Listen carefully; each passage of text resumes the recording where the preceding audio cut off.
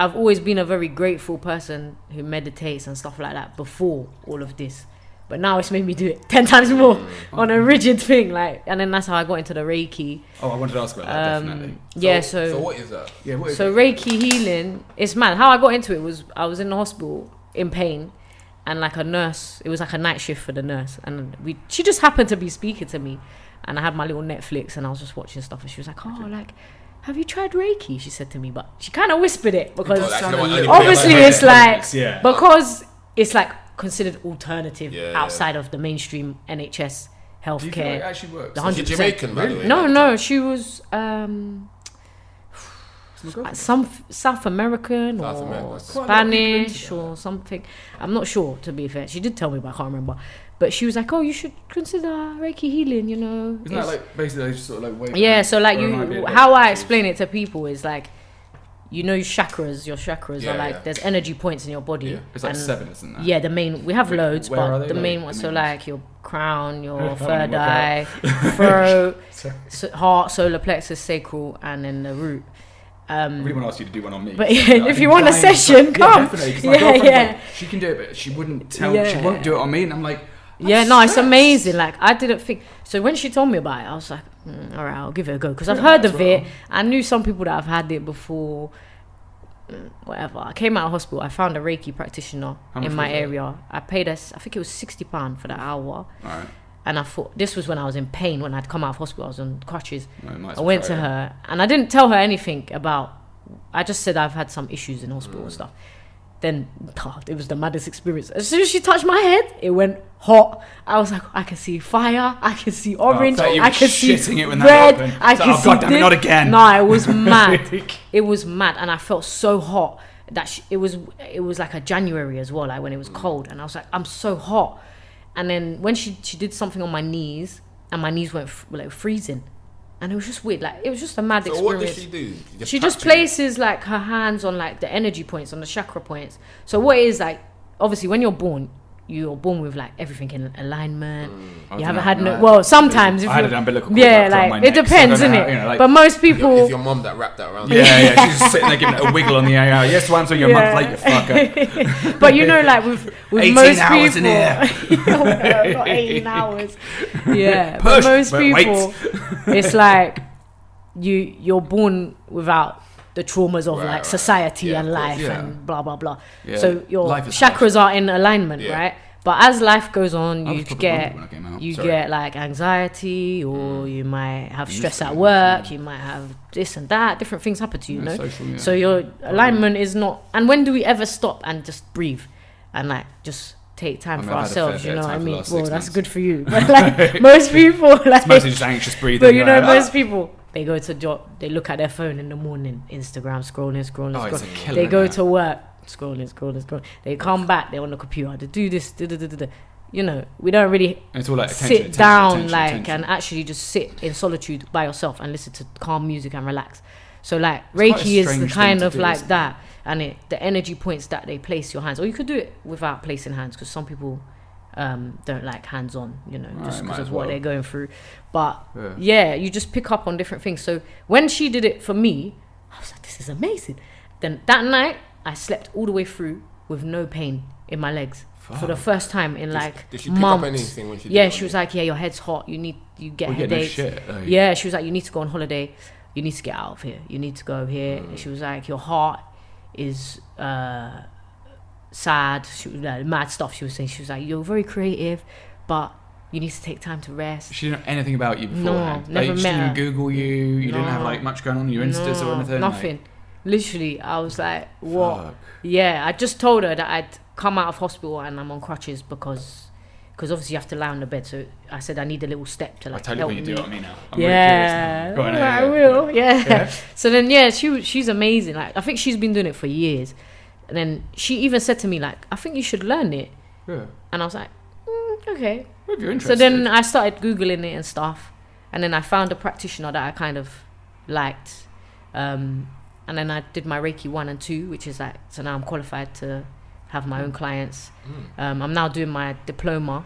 Diploma in Reiki? Yeah, so when you have a diploma in Reiki, you can do it in prisons and you can do it in hospitals. It's interesting that they want to do it in prisons because I guess there's quite a lot of darkness there. And because I've worked a lot with young people in and out of prison, I want to do that, like work with people who suffer with like PTSD, anxiety problems, ADHD, and then and then my cousin, she's my age and she got diagnosed with breast cancer.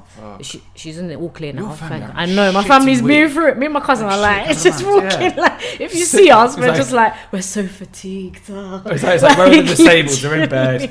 No, it's long for clump us. You together, stick you on the special table. It's proper long. Like the family is. After my thing, then my cousin got the cancer. Then it's this, like, it was mad. And we're all young, we're under the age of 35, so it's... a lot of stress. Yeah. So... Like, guys, move house. Yeah.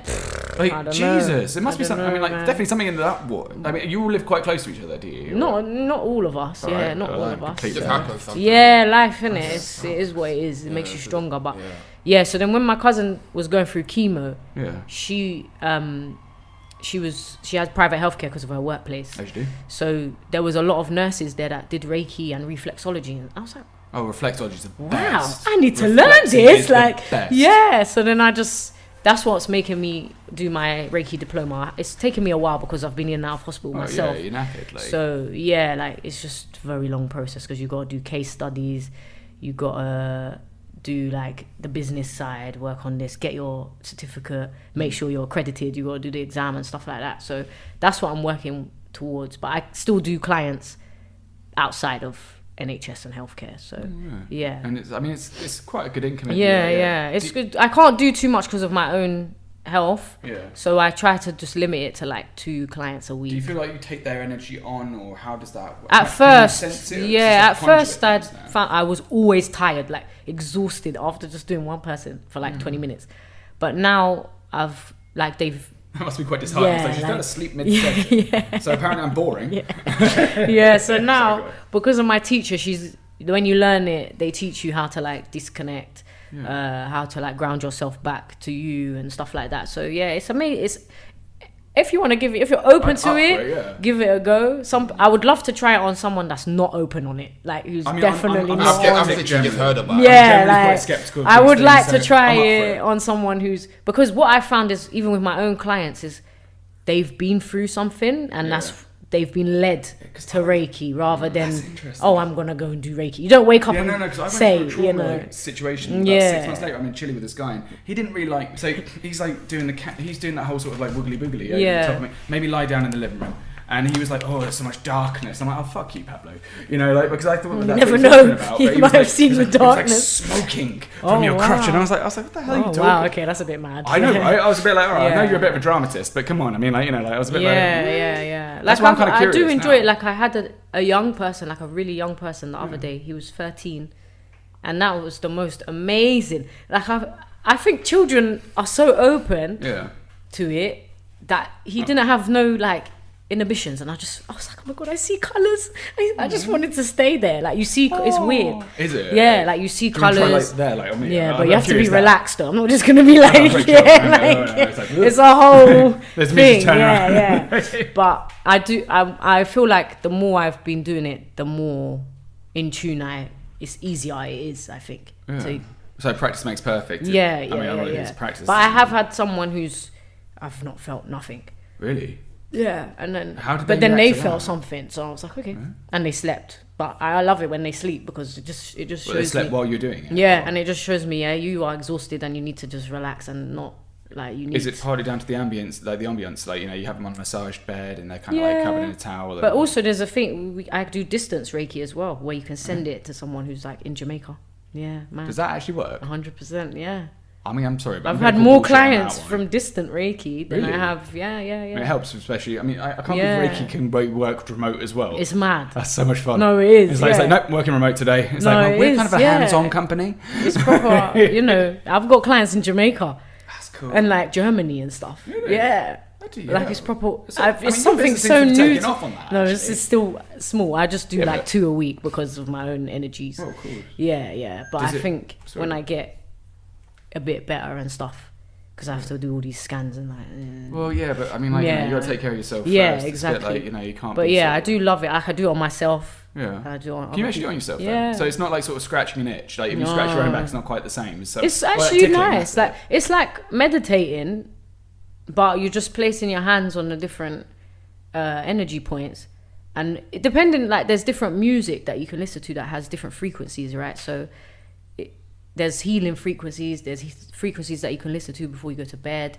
Some in the morning, or even like a guided meditation, like where someone's speaking. Yeah. Depends on the voice. Guy kept mispronouncing. Yeah, it depends on the voice. Just kept getting me. It's like, I prefer no talking. I just prefer the music. Yeah.